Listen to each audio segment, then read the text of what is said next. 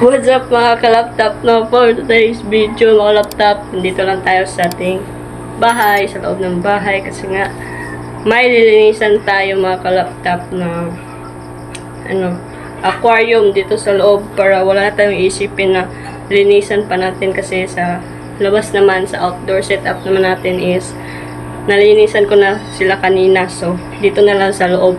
And then ito yung gagamitin natin, water siphon. Basta siphon to guys, siphon. Nabili natin sa DIY. And then ipakita ko sa inyo saglit yung mga aquarium natin kasi sobrang dumi na talaga. And then time-lapse lang to lahat. So huwag kayong magsawang manood. At kung bago ka pa lang dito sa aking YouTube channel, siyempre mag-subscribe ka na. And i-click mo yung tiny bell para palagi ka na updated sa susunod nating upload. So ngayon, pakita ko sa inyo. Let's go!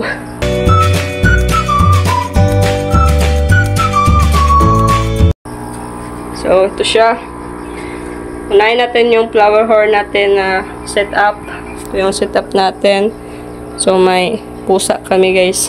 Tumitingin yung pusa. Si Lala pala yan. So ito, marami na siyang dumi. Mga maliliit lang. Mga sobra sa pagkain niya, no? And then dito talaga is marami siyang dumi kasi hindi siya masyadong kumakain ng pellets niya.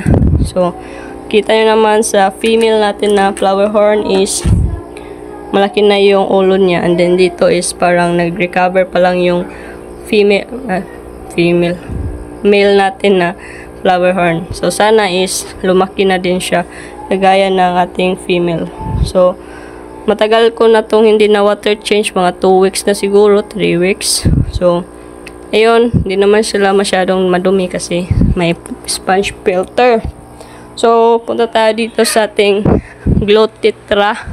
Ito yung glow tetra natin. Hindi tayo nagamit ng microphone kasi low-bat. Sobrang daming dumi. So, yan. Before to before. So, abangan nyo sa after, no? So, ito siya. Marami tayong glow tetra dyan. And then, yung mga tiger barb natin is mga malalaki na, no? So, ayan, satisfying to siya makuha mga ka-laptop. So, without further ado mga ka-laptop, let's do this. Para matapos na yung iisipin ko kasi may quiz pa kami bukas para mag-study. So ito lang yung tatapusin natin. So tara, time lapse na.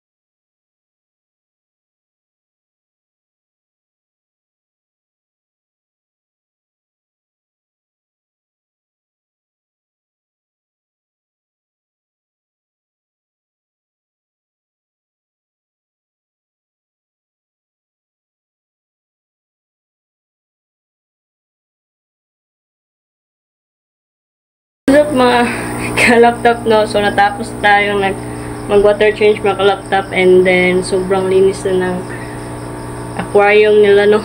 And then wala nang mga dumi. So sobrang linis na talaga. So tingnan nyo guys. Yan, no?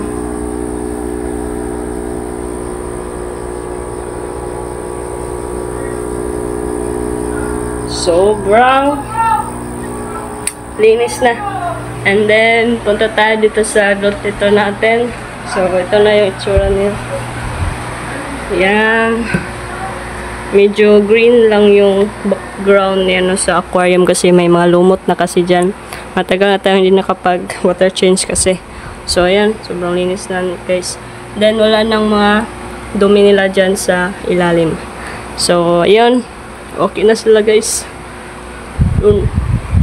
So, yun na mga kalaptop, salamat pala sa panonood, and don't forget to like, share, comment, and subscribe to my channel, and click the tiny bell para palike updated sa susunod na upload. So, ayun lang muna sa ngayon mga kalaptop. Update ko kayo bukas sa outdoor setup natin. So, yun lang. Peace out.